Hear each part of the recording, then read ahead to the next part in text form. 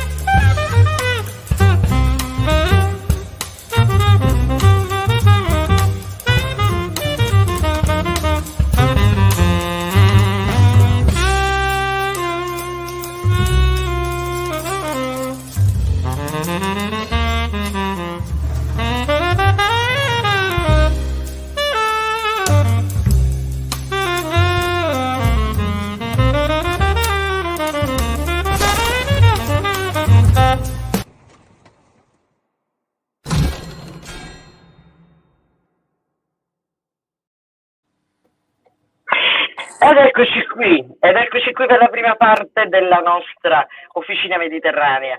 Io torno a salutare Assunta e Gerardina Di Cunzolo, che sono due sorelle, ma che insieme hanno messo in piedi un'operazione veramente molto, molto interessante.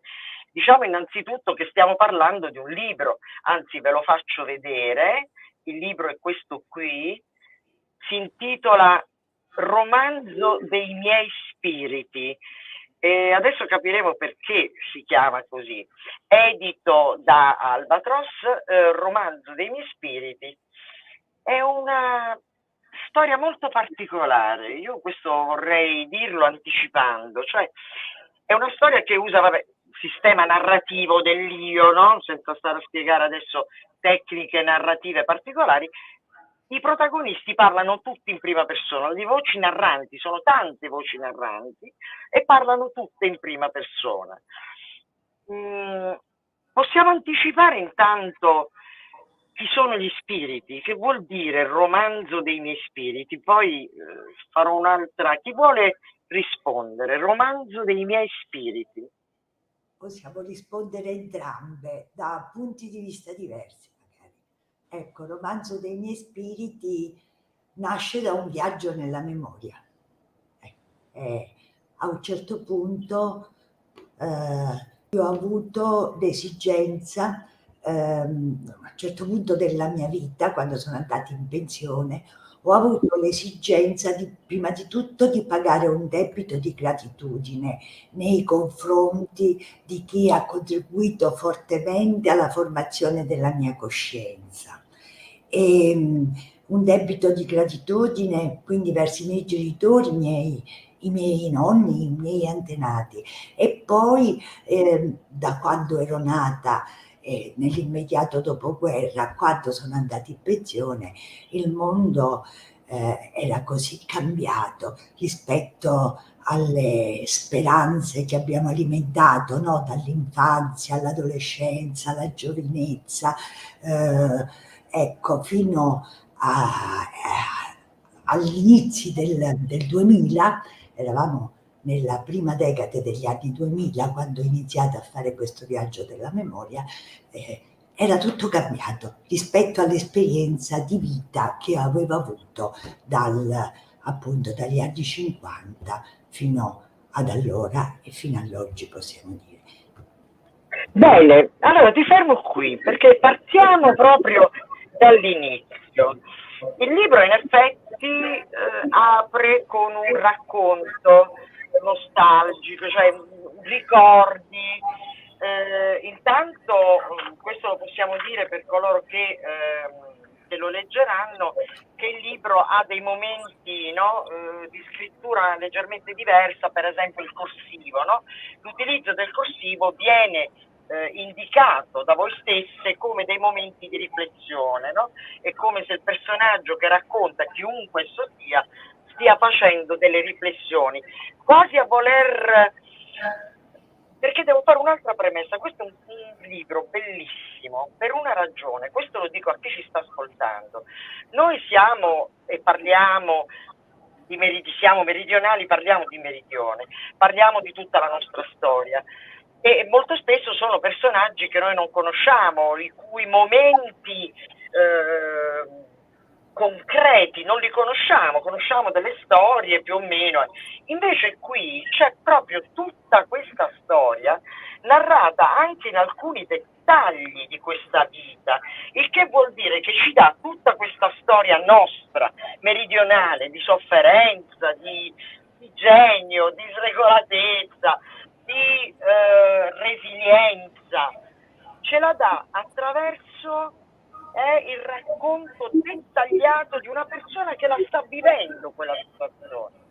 Dico bene, Gerardina? Sì, in effetti parte tutto da una ricerca, quindi le cose che si dicono in larga parte sono vere, cioè sono testimonianze prese da documenti. In pratica il libro è nato dalla mia ricerca genealogica, per cui alcuni personaggi hanno vissuto realmente quello che... E lo si vede da questi documenti che ho trovato negli archivi di Stato, che ho trovato in Ellis Island, perché si tratta anche di persone al loro tempo emigrate, negli archivi, le liste di leva, dove avevo però notizie solo degli uomini. Insomma, da tante fonti, quindi sono fonti vere, reali, quelle che sono state poi romanzate in qualche modo. Ci sono dei dettagli che non avevamo e quindi in quel caso si è romanzato il mancante, diciamo. Quindi ecco perché è un romanzo storico, perché poi ognuno di questi personaggi ha vissuto una vita in un determinato ambiente storico-sociale, quindi anche ambiente geografico diverso. Ecco, quindi diceva bene lei, sono testimonianze vere, quasi tutte vere, diciamo, quasi fino in fondo vere. Ma in effetti sono testimonianze vere, ci sono dei racconti molto dettagliati di cose, si incrociano con momenti storici importantissimi, alcuni meno conosciuti, ma ci arriviamo. In questo momento però vorrei mantenermi proprio alla costruzione di questo romanzo, no? Questo romanzo parte immediatamente con un ricordo, e di questo ricordo, vediamo se riesco a farvelo vedere, c'è un documento molto bello e chiedo ad Assunta, credo che sia proprio tu a parlarne. Mi descrivi questa foto? Che cos'è e che cosa significa? Io e mio padre, io sono la più grande, quella che papà abbraccia, ovviamente dall'altra parte c'è mia madre, e poi i miei 3 fratelli e Gerardina, la più piccola. Ecco, questa Eccola foto, qui Geraldine, è sì, Assunta, giusto? eravamo io e mio padre appena tornati dagli Stati Uniti, era il 1959, non c'erano ancora i jet, eravamo andati con un quadrimotore a elica perché mio padre voleva incontrare i fratelli e le sorelle che non aveva mai visto. Mio nonno Paolo ha avuto tanti figli perché ha avuto 2 mogli. I figli della prima moglie sono emigrati e mio padre non ha potuto conoscerli, però ha mantenuto sempre i contatti, per cui siamo andati, ha voluto portare pure me, siamo stati principalmente nell'Ohio perché lì c'è questa grande famiglia di cui poi mia sorella ha individuato tracce più precise, abbastanza di recente, e di questo vi dirà lei. Ma volevo tornare un attimo agli spiriti. Tra i tanti spiriti che hanno formato la mia coscienza, io ne ho evocati 10 principali, sono 10 protagonisti principali di questo romanzo, e scegliendoli tra i 1500 profili che mia sorella aveva trovato per costituire per costituire quest'albero genealogico, no? Ecco perché romanzo dei miei spiriti. L'ha spiegato prima lei, signora Pavone, e adesso ho voluto precisarlo perché io li evocavo in quel corsivo, scavando nei ricordi, nella memoria più profonda. Uscivano fuori questi ricordi alla rinfusa, perché poi non avevano una sequenza temporale, no? E io li mettevo sulla carta così come li ho messi in corsivo. E poi però dovevo fare ordine nella memoria, nel mio stato d'animo, ehm, e, e dovevo fare ordine nel contestualizzare il tutto, e quindi l'ordine lo si fa con la scrittura, no? Con un ordine storico, un ordine temporale. Ecco, ho scelto i personaggi che mi offriva mia sorella proprio per poter descrivere la storia di questa gente modesta, erano artigiani i miei parenti, alfabetizzati, come risulta dai documenti. Ecco, la storia di questa povera gente è la storia dell'Italia, del Sud Italia, perché non è solo della mia gente, eppure di tutta la mia comunità battipagliese, eppure di una comunità più ampia, quella campana, e così di tutto il Sud Italia, ecco. E volevo però tracciare questa storia dal tempo immediatamente precedente all'Unità d'Italia fino all'oggi, anche per capire io com'ero arrivata in questo stato di confusione tra tristezza e rancore e anche rabbia, perché ero in una situazione di impotenza, mentre durante la mia prima fase di vita, fino a prima degli anni 2000, non mi sentivo impotente. Che cosa ti ha fatto sentire impotente in quegli anni? Nel 2000? Perché in effetti qui dici 6 dicembre 2007 spolvero gli oggetti e inizia questo viaggio nella memoria. Sì, perché da quando il Sud Italia soprattutto si è messo in ricostruzione dopo la seconda guerra mondiale, mio padre ad esempio è riuscito a mettere l'azienda dei suoi sogni, a impiantare, a diventare imprenditore. Mio padre tra i suoi 20 e i 30 anni era andato in guerra volontario in Libia per l'impero che voleva Mussolini. Lì nel 40 lo coglie la seconda guerra mondiale e nella battaglia di Tobruk, dove lui si trovava prima l'assedio poi la battaglia, viene preso dalle truppe inglesi, anzi indiane e neozelandesi, e dopo una lunga marcia fino al canale di Suez viene deportato in India, nell'isola di Ceylon, e resta per 10 anni questa vita e rientra nel 46.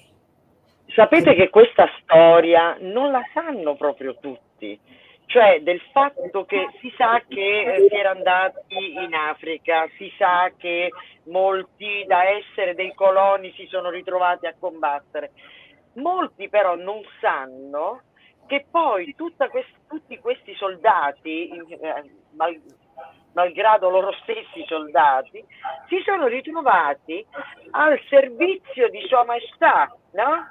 La regina d'Inghilterra, a fare da schiavetti in India, Sì. e sono tornati molto dopo la fine della seconda guerra mondiale, quindi una vicenda anche umana terribile, di cui non è che si sappia proprio tutto. Un Ed era anno dopo, questo.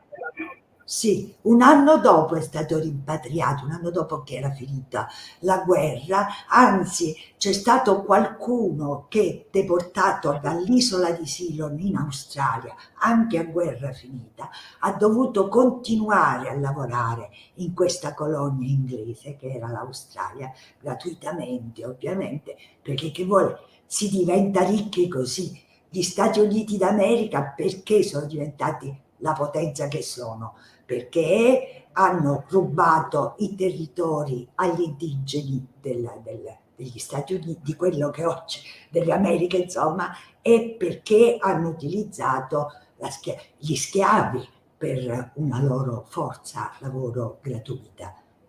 Mi sembra. E invece Gerardina, gli americani hanno sfruttato chiaramente i nativi, il territorio dei nativi americani, insomma dei pelli rossa. D'altra parte gli inglesi in Australia hanno fatto carne da macello degli aborigeni australiani e hanno utilizzato tutti quelli che gli scarti, no? Quelli che arrivavano nell'Australia, e poi tantissimi come dire, tantissime persone che si sono ritrovate in cattività al servizio. E mi sa che questo ricorda vagamente un altro paese che però pare non abbia colonie, non abbia schiavi, però questo è successo a noi, e per cui ci si rinfaccia di essere una palla al piede. Però quello di cui stava parlando Assunta, che è un po' la storia, se ho capito bene, di vostro padre, che è una storia che vede un uomo che torna dall'India poi e partecipa ad un momento importantissimo dello sviluppo L'Italia italiano. l'Italia del boom economico degli anni 60. E infatti, diciamo, il libro vuole essere un tributo anche a quest'altra fase del lavoro di mio padre, che purtroppo ha avuto una brutta fine, perché ha costruito questa azienda, si è servito dei fondi della Cassa del Mezzogiorno, dell'Isveimer, eccetera, però per un capriccio, io lo definirei, di una grossa azienda italiana, è finito nel nulla, cioè ha dovuto licenziare operai, ha dovuto chiudere. Nel 2000, Senza... il 2000 Sì, era. sì, negli anni 60 è iniziata, perché esattamente nel 66 è iniziata l'azienda, 61-66, questo è stato il periodo della costruzione dell'azienda. E poi dopo ha avuto un periodo vivo, diciamo, dove si è sviluppata questa azienda anche attraverso poi l'opera successiva di mio fratello, che ha preso in consegna questa azienda, però poi per i danni subiti dopo un processo nel quale poi è stato definitivamente assolto mio fratello, l'azienda è finita ormai, perché i tempi della giustizia sono stati quelli che sono stati e intanto l'azienda era chiusa. Quindi questo è un altro tema del nostro libro che traspare alla fine, come le aziende che delocalizzano, oppure i nostri giovani che ancora emigrano, no? Emigrano come cervelli adesso, non più come artigiani o contadini di una volta. E quindi diciamo anche questa traspare dal libro, io credo. Era l'ultimo.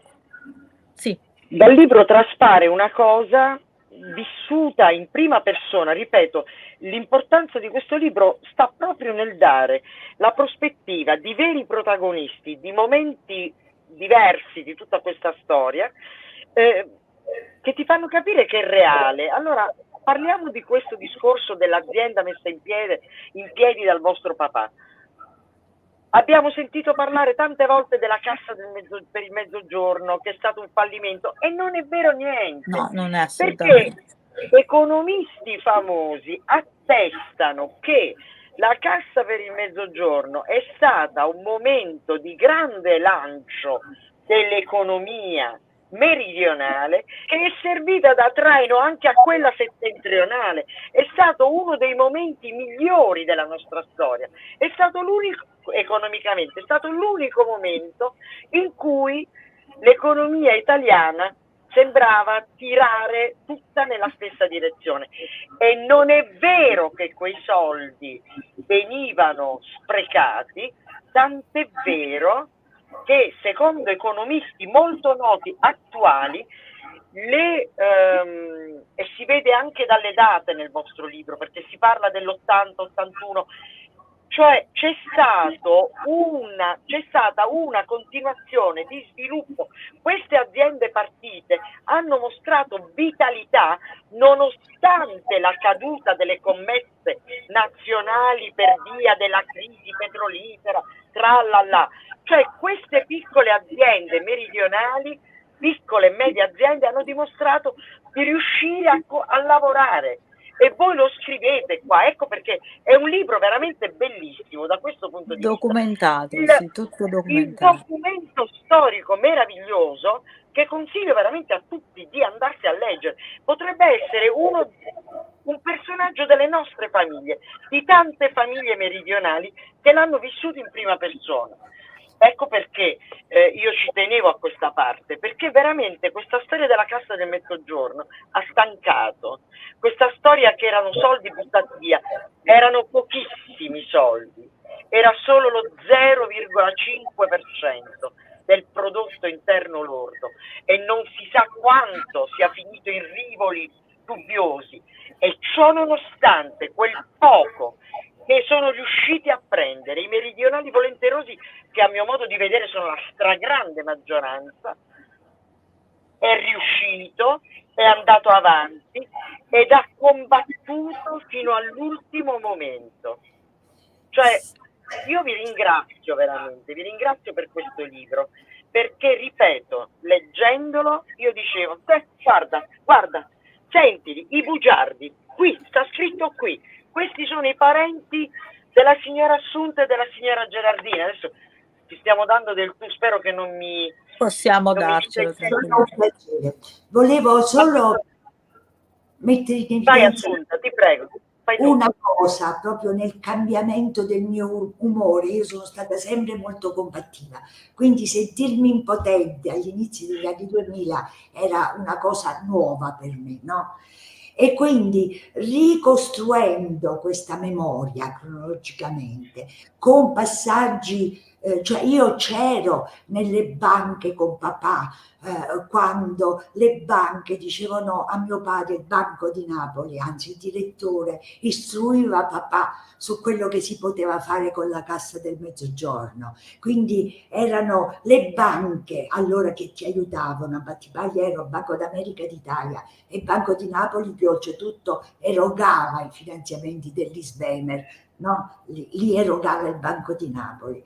Ecco, allora c'era una collaborazione delle banche relativamente al territorio, no? a informare gli imprenditori su come potevano agire per mettere un'impresa oppure espanderla, e c'erano poi in queste imprese gli imprenditori come mio padre che avevano un rapporto bellissimo con gli operai, e c'erano questi operai delle imprese di Battipaglia che stavano diventando tante, era nato come polo, come borgo agricolo, poi agroalimentare, e poi nell'industria soprattutto agroalimentare, ma mio padre ha messo un'azienda metalmeccanica, no?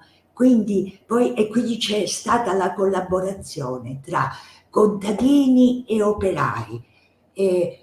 Da una parte della strada si coltivava il tabacco, dall'altra c'era la fabbrica dove i contadini stessi portavano il tabacco raccolto e si faceva la lavorazione. E così con le barbabietole da zucchero, e c'era lo zuccherificio, ma non solo a Battipaglia, in tutta la Piana del Sele, in Puglia, alla Lamezia Terme, in Sicilia. A un certo punto, alla fine degli anni 60, si è rotto qualcosa nella collaborazione tra questi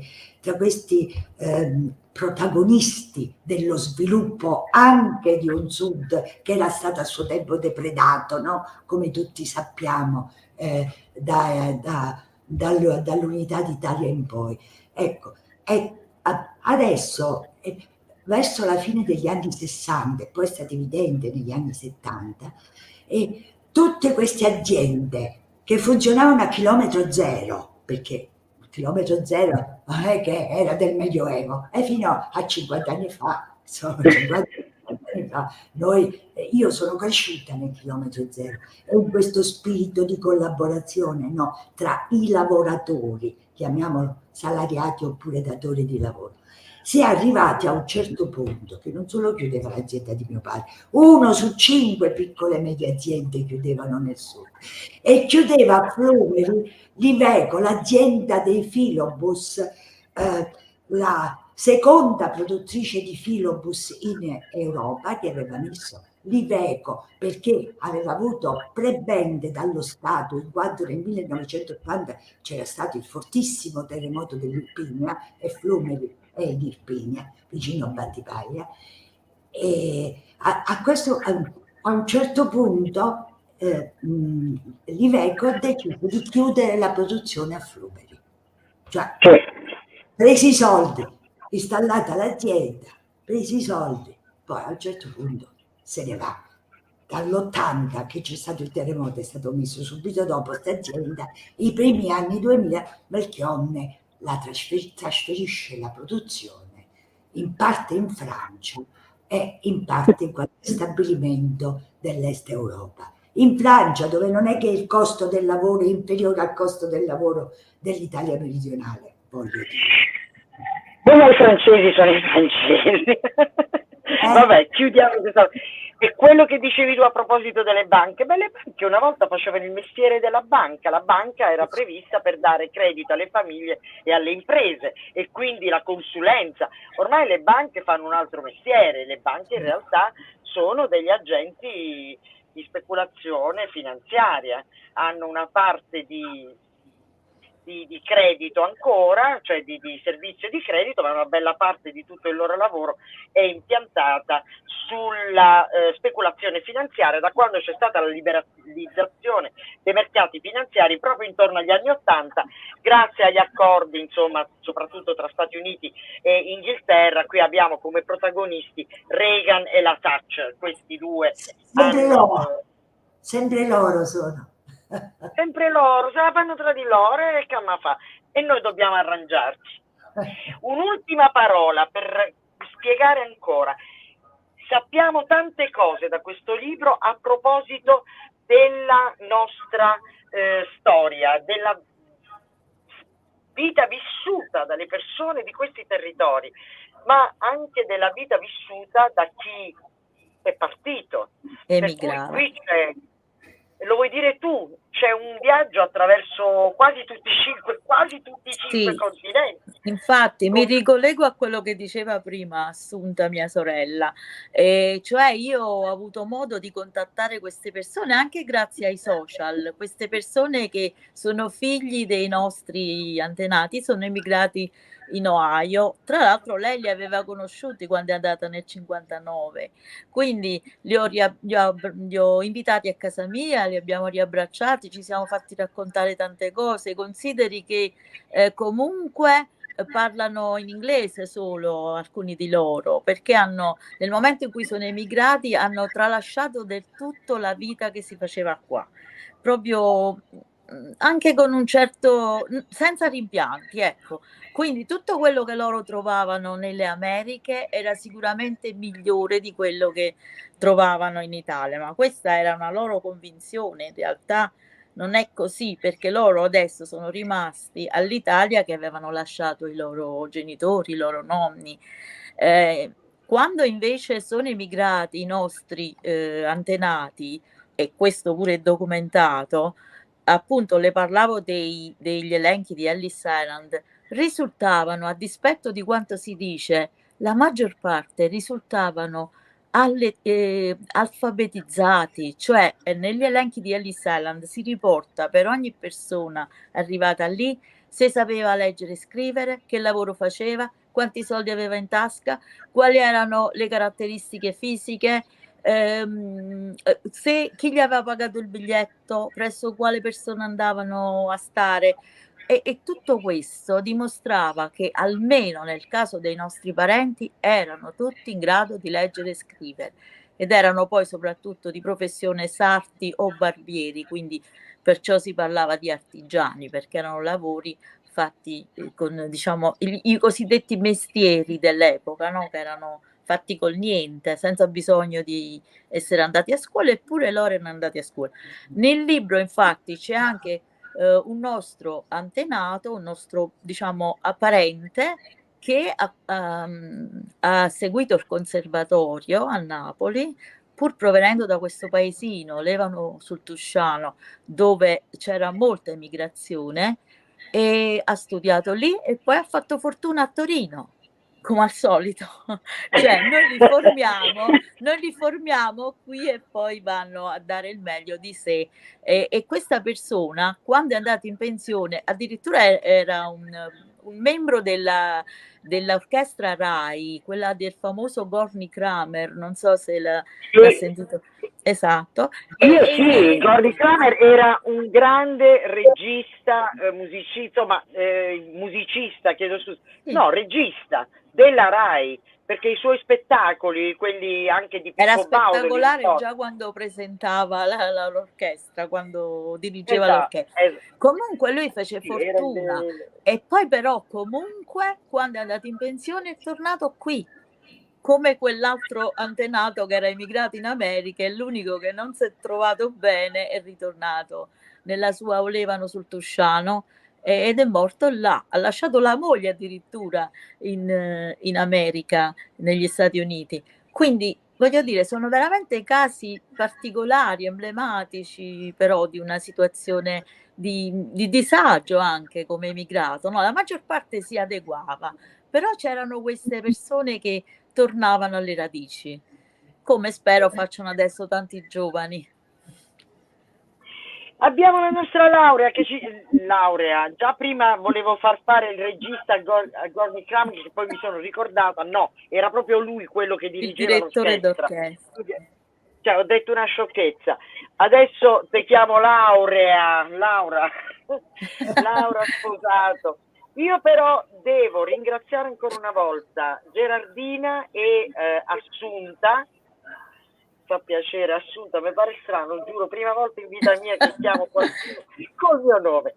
Assunta e Gerardina di Cunzolo, che ringrazio ancora per questo libro bellissimo, Romanzo dei miei spiriti, di cui abbiamo appena parlato, ma se lo leggete le notizie sono dettagliatissime, quindi sicuramente sprofonderete anche voi in storie che vi sembrerà di aver origliato da qualche parte, perché sono storie che appartengono a tutti, ma queste sono raccontate nel dettaglio, si dà veramente la percezione di che cosa è successo dalla voce dei protagonisti stessi, appunto gli spiriti. Romanzo dei miei spiriti, grazie ancora ad Assunta Di Cunzolo e a Gerardina Di Cunzolo, e io adesso devo chiudere la bocca e lasciare spazio al bellissimo, come al solito sicuramente vi staremo a sentire, ma noi andiamo, angolo della poesia. Sigla!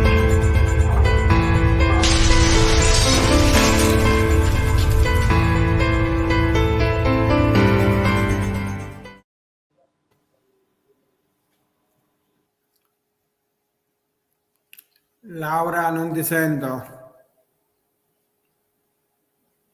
No, non ti sento, Laura. Ora mi senti? Adesso sì, adesso sì. Ah, ecco, allora Eccoci. perché in genere me lo tolgono il microfono. Forse avevi spento il microfono. Invece questa volta l'avevo tolto da sola. Buonasera a tutti, siamo qui per la 10ª puntata. Insieme a me stasera ho Salvatore Cappalonga. Ci spostiamo Buonasera. in Sicilia, poi vi diciamo anche dove precisamente.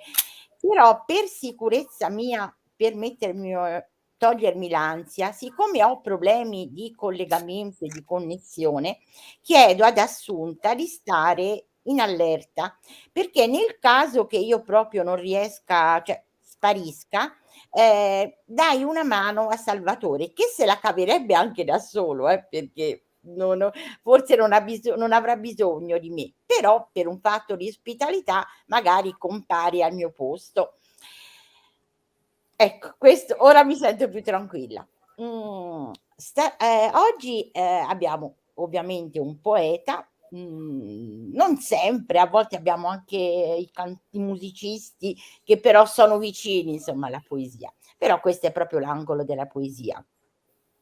E io lo definisco un poeta di lungo corso, perché è tanto tempo che lui scrive poesie, ha scritto sempre poesie, anche se non è il suo primo lavoro, come capita spesso ai poeti che hanno poi un'altra attività. L'attività di Salvatore è molto particolare perché lui a Musomeli, provincia di Caltanissetta, ha una casa di giochi e spesso È lavora una la sala notte. giochi. È sala giochi, sì, sala giochi, scusate, che è una cosa diversa. E infatti nel tempo che noi, insomma, abbiamo cominciato a sviluppare un'amicizia dai social a questo, è capitato che ci siamo trovati per motivi diversi a fare le ore piccole, quindi a scambiarci pensieri, e lui in quelle ore in cui lavora e presiede alle sue attività, però ha sempre questi foglietti di carta. Preferibilmente sono dei foglietti che lui prende nei supermercati. Dei foglietti se li mette in tasca, ce li ha sempre, e fra una cosa e l'altra scrive anche lì poesie. E questo è un atteggiamento che a me piace molto, perché Salvatore è un poeta sociale, nel senso che vive in mezzo alla società e respira tutte le cose. Tanto che oggi mi è venuto in mente di cambiare, l'abbiamo deciso insieme, un po' il programma e fare una piccola riflessione seria, però, ma senza tante parole, solo con le parole di Salvatore, perché anche oggi, per l'ennesima volta, un femminicidio, non mortale, ma insomma molto grave. Questo non è un angolo per affrontare questi temi da un punto di vista di cronaca o di altre cose, e quindi per protesta, diciamo così, con panchina rossa, il che dice un po' tutto, che non è l'unica poesia che Salvatore ha dedicato a questo tema della violenza sulle donne, è uno dei tanti, delle tante poesie, in metrica e in rima, che questo è il suo stile. Prego, Salvatore, sei pronto? Sì, Laura, sono qua. Mi fa piacere declamarla io stesso perché mi avevano invitato a scrivere questa poesia proprio contro la violenza sulle donne. Ecco, è il 25 di novembre, le avevo scritte quindi metà novembre, qualcosa di simile. Ma adesso passiamo alla poesia, appunto. Panchina rossa. Or dimmi, se davvero mi vuoi bene, dovresti certo amarmi, io ti dico. Non fare sempre ciò che a te conviene, oppure mi prendi a schiaffi, vizio antico. Non sono un animale, sono persona. Non devo sottostare al tuo volere, giammai che tu fai una cosa buona, ma solo è soddisfare il tuo piacere. Se poi ti bevi pure un po' di vino, mi picchi spesso, non so neanche perché. Mi dimentichi d'oretta al tuo vicino, invece penso solamente a te. Con molto tu mi hai fatto, sono uscita. Mi sono seduto in sta panchina rossa. Io temo adesso anche per mia vita. Vorresti tu buttarmi nella fossa. Però non vincerai. Voglio lottare e spero di rialzarmi anche stavolta. Tu sempre come un cane ad abbaiare, non mi fai paura, né sono sconvolta. Ti giuro, ti prometto, ti denuncio. Dovrai starmi alla larga 1000 miglia. Certo che alla vita non rinuncio, dovrai restare solo, senza famiglia. Voglio rialzarmi e vincere la vita e vivere la vita come una persona ormai normale. Preferisco certo essere capita, ma tu mi hai sempre fatto tanto male. Bene. Grazie Questa Salvatore. era una dedica dovuta, insomma, alle Dovuta. tante donne vittime purtroppo di violenza, che io non so.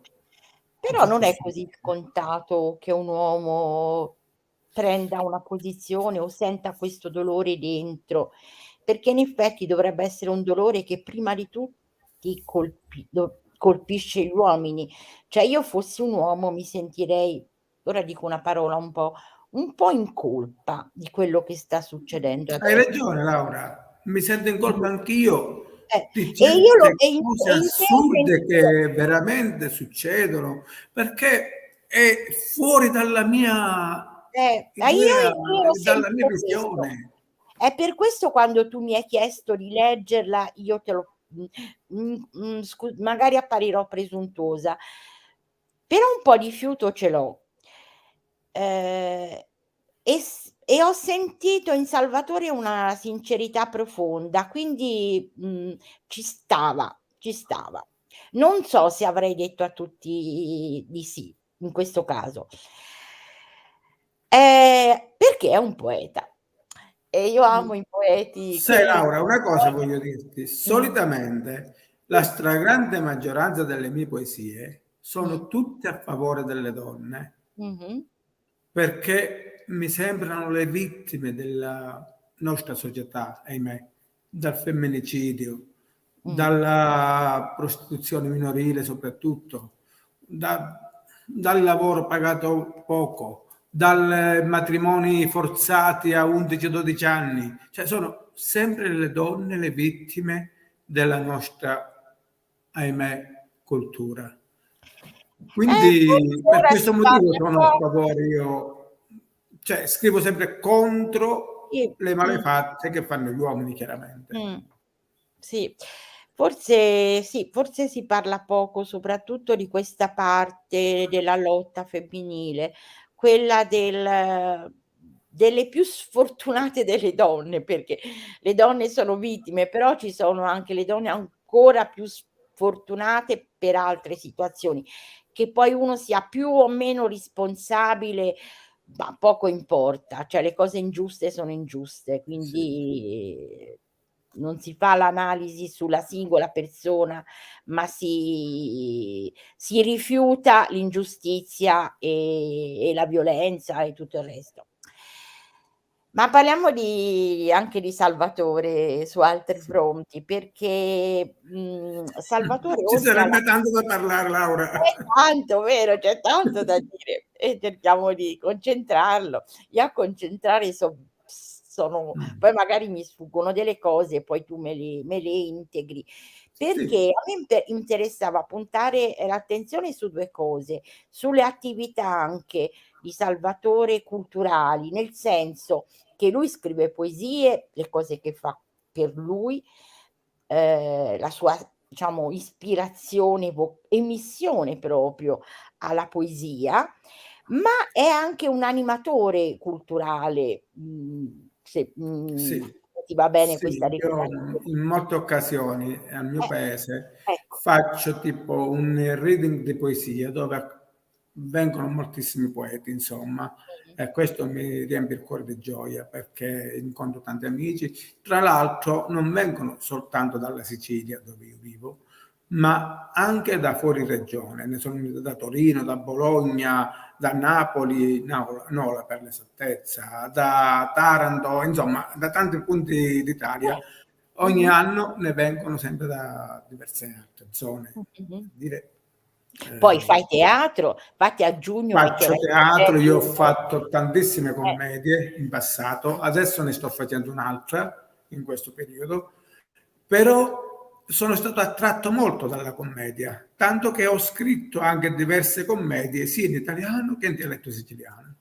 sei un tipo Eh, da commedia, cioè nel senso non ti offendo, no, no, sei molto no, me lo dicono in tante e ci credo anch'io, vedi? vedi, sei espansivo, sei propositivo di te, sei anche brillante, quindi cioè, ti vedo bene in questo ruolo, in questo ruolo. Ah, poi una cosa Ma importantissima ho scritto pure così, di piacere, di passatempo, qualche canzone pure, di cui eh, una è su YouTube, insomma, ma io ne ho mh-mh. scritte diverse, ma io non so cantare, quindi però il piacere di scriverle Scrivi per così gli altri, c'è no, sempre, chi scrive le c'è canzoni le sempre. fa cantare ad altri, ma i Sì, testi, è no, un li amico mio che scrivi. la canta Ecco. quella, hai capito? Sì, sì, sì. Però è sempre quella su un fatto tristemente accaduto in Italia, su Ustica, la Mh. strage di Ustica, insomma. Sì, perché E dovete sapere che allora l'abbiamo chiamata di comune accordo Ustica 81, anche se è successo nell'80, perché 81 sono state a Ustica il luogo, mh-mh, 81 le vittime certo, insomma abbattuto vero. così. Mh. Quella mi è venuta proprio a seguire così, una presso all'altra. Basta andare su YouTube se la si trova. Oppure ultimamente sto cominciando a scrivere, ma questo da un po' di tempo in qua, da non molto, alcune favole per bambini. Mh, Sono sì per bambini, però danno un forte giudizio, una forte morale agli adulti, dal mh. femminicidio al razzismo, al bullismo, insomma, tutte queste cose così. Mh. Io ho letto Perché quella delle pecore nere, che ora non si può le raccontare, pecorelle nere, sì. pensavo che era una sintesi, però magari una volta anzi suggeriscimelo così, magari c'è il tema Sì, e magari vieni e racconti solo quella insomma, diventa sì, un ma libro, io no, anche in qualche altra occasione, magari così eh, potrò raccontare sì, è un spunto, particolare. insomma, ecco, una sinossi No, ma della riassunto no, favola. no, è Della bello. favola, tanto magari perché per non dilungarmi moltissimo. Ma questa parte social perché Salvatore, abbiamo un po' di cose in comune, anche lui è molto social ed è una cosa positiva, ma lui è social perché è anche sociale con la e quindi è una conseguenza. Per lui non è una vetrina stare sui social, ma è un suo modo di continuare la sua, voglia di comunicare e di occuparsi di ciò che avviene nella società intorno. Infatti il suo libro, quello del 2020, giusto? Sì, sì, È sì. un libro che è proprio già dal titolo, dillo tu perché io magari lo sbaglio, perché lo dici proprio Lo dico io, Laura. dillo, Ha bravo. per titolo Storia di ordinaria ingiustizia. Ecco. Ed è tu che ce l'hai o lo faccio vedere io il libro? Allora il regista ce l'ha alla copertina, La copertina. magari se sì, la copertina Se non c'è meglio, altrimenti posso farlo vedere io Ah, sì, qui. fallo vedere, certo, Sì, sì, si può fare anche tutte e 2 le cose. Quindi no, questo, fallo molto volentieri, che già il titolo ecco, appunto è un programma e questo è il conferma libro. quello che io ho messo in evidenza di Salvatore, questa sua attenzione Cioè, all'ingiustizia, alla già dico, società. ti volevo dire che dal titolo già dice tutto, storie di ordinaria ingiustizia. Cioè, Ingiustizia. ed è pieno di ingiustizie in un certo qual modo, perché non è l'ingiustizia la prostituzione minorile, perché è un'ingiustizia, è chiaro, Mm. ma anche la fame nel mondo è un'ingiustizia. Eh, Anche la certo. fuga dei cervelli, come diceva poc'anzi Gerardina, la fuga dei cervelli che noi li facciamo studiare e vanno al nord, adesso non vanno più neanche al nord, adesso vanno addirittura in Europa o vanno addirittura nel mondo intero, Stati Uniti soprattutto, perché noi abbiamo queste menti, perché veramente le menti meridionali sono le più eccellenti, però in modo stupido così, Diciamocelo da soli, l'Italia, poveri. diciamo, la nostra nazione così gloriosa, dopo averli fatti studiare per 20 anni, averli fatti laureare, insomma, a 25-26 anni, così, poi dice, va bene, adesso non mi serve più, ti ho istruito. Mm. Ma Eh, vedete notate come è generoso Salvatore? Cioè lui consuma il tempo suo, perché l'angolo è suo, per parlare degli altri.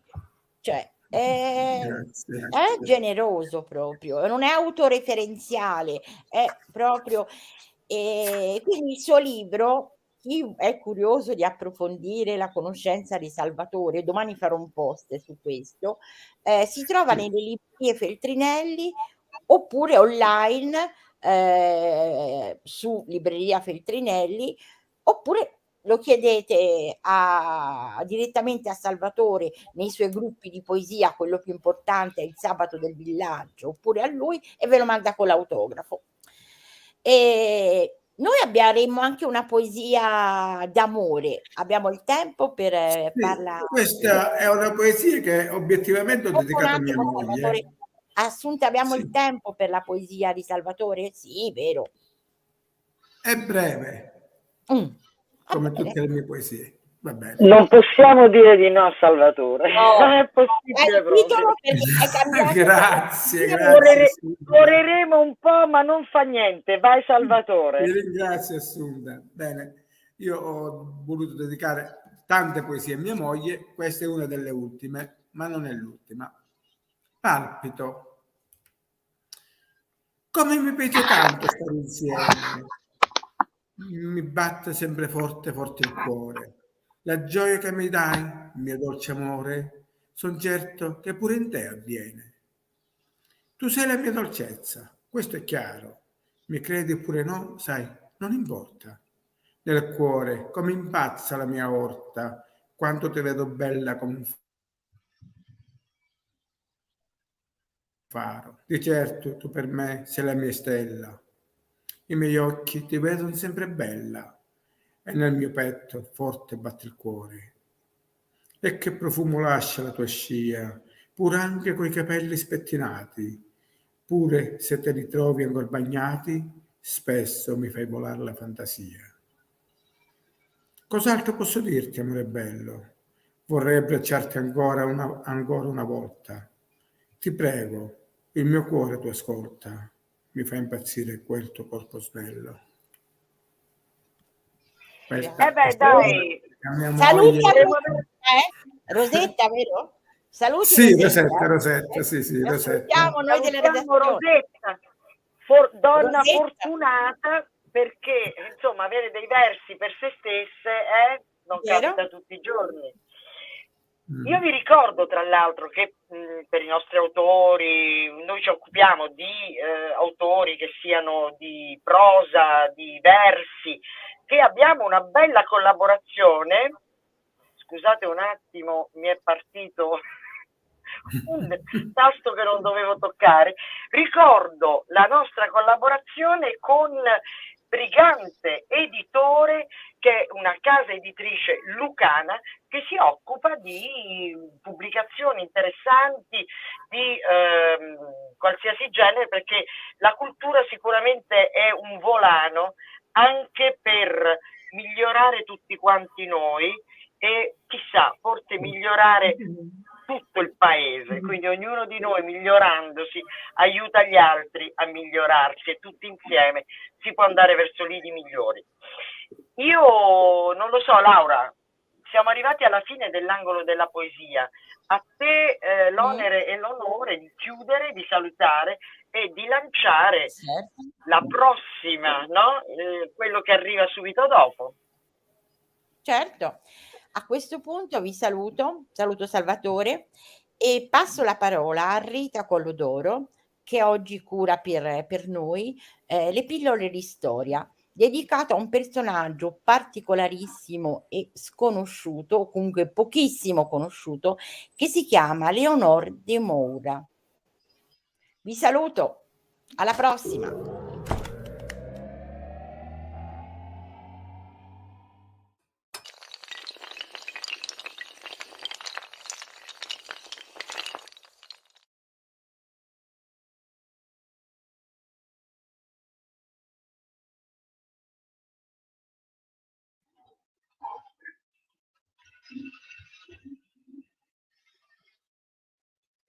Leonor de Moura è una donna che governò la Sicilia nel XVII secolo con la carica di viceregina.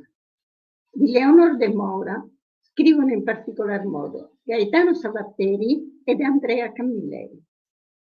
Gaetano Savatteri, nel suo libro intitolato Le Siciliane, racconta una serie di figure storiche che contraddicono, confermano i luoghi comuni sulle femmine siciliane. Tra queste emerge la figura di Leonor de Moura per l'eccezionalità della carica di viceregina nella Sicilia del Seicento. Andrea Camilleri invece ne scrive un romanzo intitolato La rivoluzione della luna, in cui racconta tra realtà ed invenzione la storia di Leonor de Moura, facendole così omaggio alla regalità della donna e riconoscendole anche straordinarie doti di coraggio e di intelligenza. Ci troviamo immersi nella Sicilia del 1677, vicereame della corona spagnola, decimata dalla miseria e dalla carestia, e teatro di feroci rivolte contro il dominio spagnolo. A viceré di Sicilia, Ángel de Guzmán, succede Leonora de Moura, figlia del viceré di Sardegna Francisco de Moura, unica donna ad assumere la carica di viceregina, seppure per poco tempo. Racconta Camilleri che nel Seicento a Palermo tutto è lecito, fuorché ciò che è lecito. Eleonora, ferma e decisa nella difesa delle leggi e della giustizia sociale, porta la Sicilia ad una certa normalità. Infatti, sono diverse le norme di buonsenso e di equità sociale approvate nel suo governo, frutto della sua sensibilità femminile, che assicurano un largo favore popolare. E precisamente l'abbassamento del prezzo del grano, la riattivazione del conservatorio per le vergini pericolanti, l'istituzione di un altro conservatorio per vecchie prostitute. Queste ultime due sono finalizzate a combattere lo sfruttamento delle donne. Il governo illuminato di Leonor non sarebbe potuto durare a lungo nella Sicilia clientelare di allora. Infatti, l'arcivescovo di Palermo, Turro Medozza, dichiarandosi da lei perseguitato, trova un cavillo legale per estrometterla, e cioè dal momento che in Sicilia la carica di viceré va di pari passo con quella di legato papale, Eleonora di Moura, nome italianizzato, essendo una donna, non può rappresentare il Papa e quindi non può continuare a ricoprire tale carica.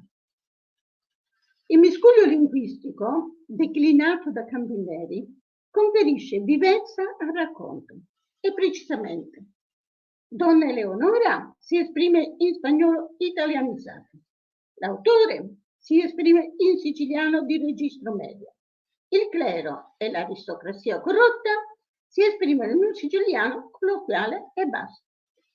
Nelle situazioni ufficiali e solenni, infine, viene usato l'italiano.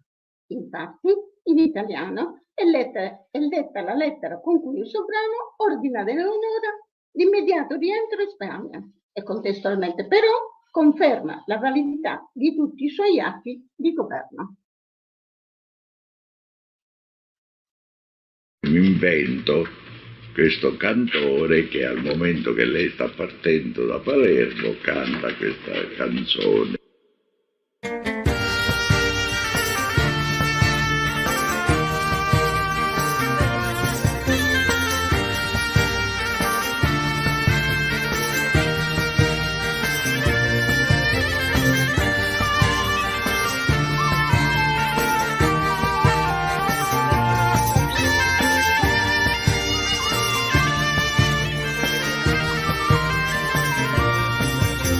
Torno alla terra tutta a Ferriari, ci metti a luna 28 giornati, chi sto lo sanno i femmini e l'umari, che con la luna su sempre appattati, giro di luna fu lo regno to, ma feci di la notte giorno chiaro, la toligi a basto e a superchio, e fare lo dolore meno amaro.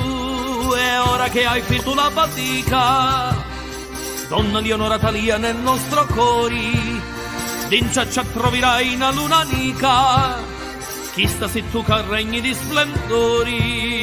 E ora che hai finito la fatica, donna Leonora Talia nel nostro cuore, dentro ci troverai una luna amica, chi già se tu che regni di splendori.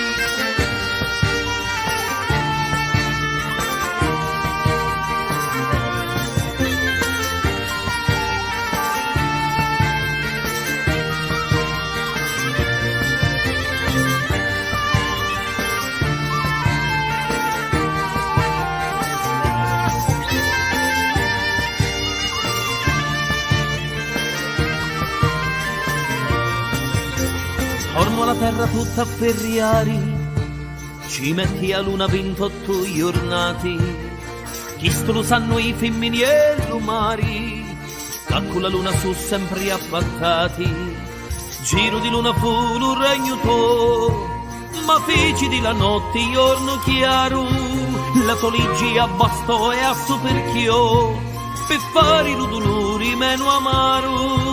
E ora che hai finito la fatica, donna Leonora Talia nel nostro cuore, dentro ci troverai una luna amica, e già se tu che regni di splendori. E ora che hai finito la fatica, donna Leonora Talia nel nostro cuore, dentro ci troverai una luna amica, e già se tu che regni di splendori.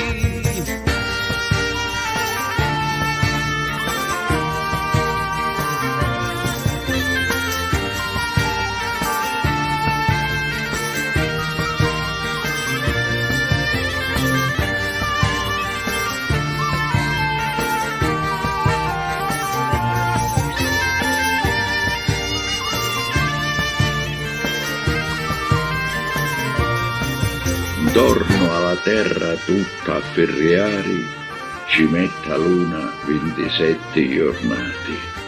Chisto lo sanno i femmini e l'umari, che con la luna sono sempre appattati. Giro di luna fu lo regno to, ma fici di la notte giorno chiaro, la toligi abbastò e a superchiò, per fare lo dolore meno amaro. E ora che hai finito la fatica, donna Eleonora Talia nel nostro cuore, d'incia ci troverai una luna amica, e già si tu che regni di splendori.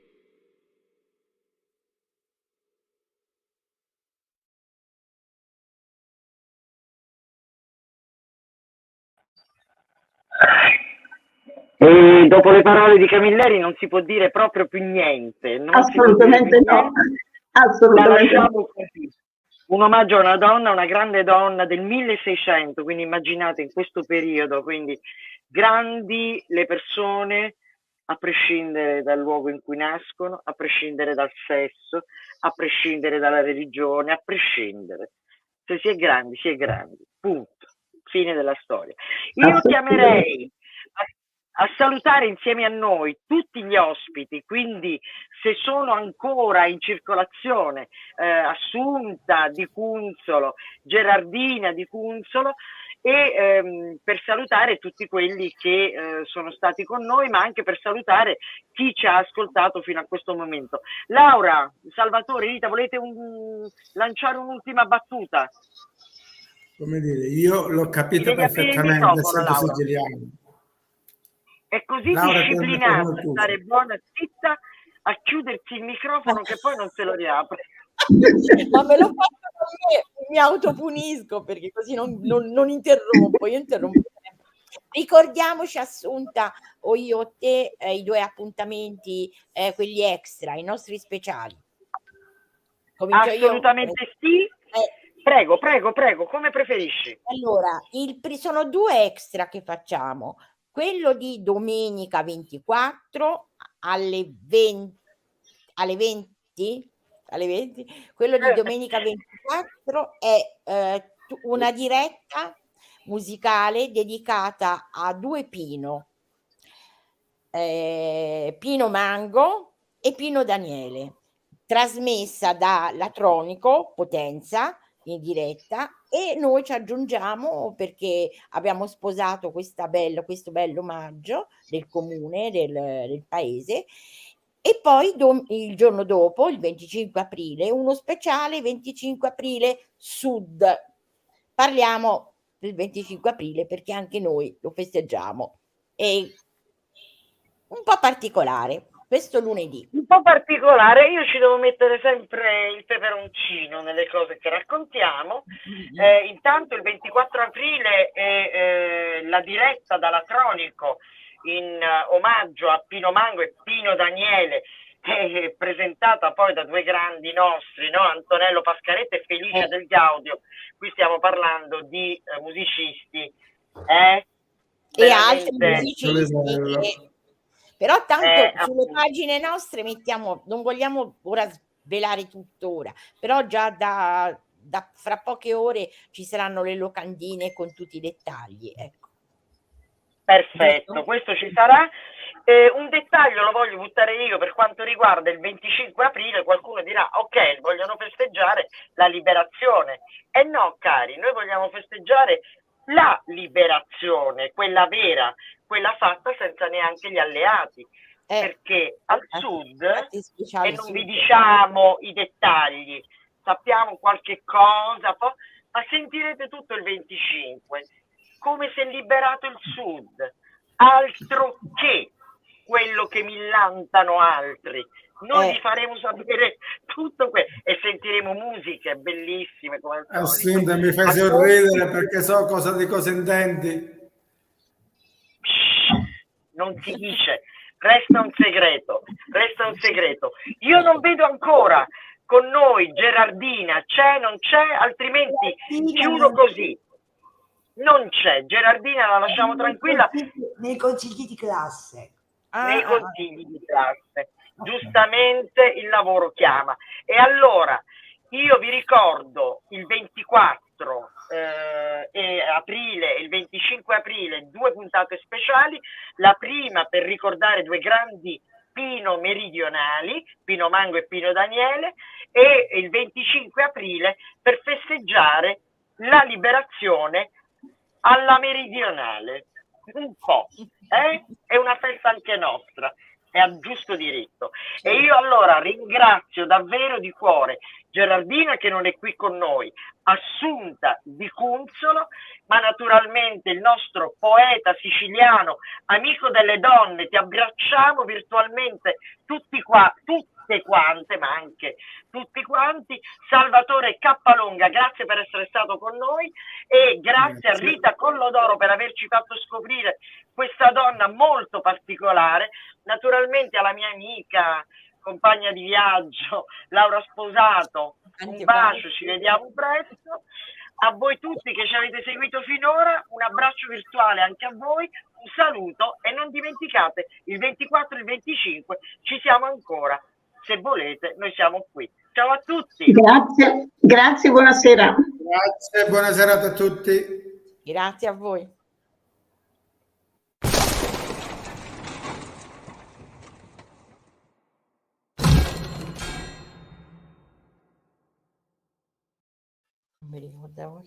Io non mi ricordavo le ore. Buonasera.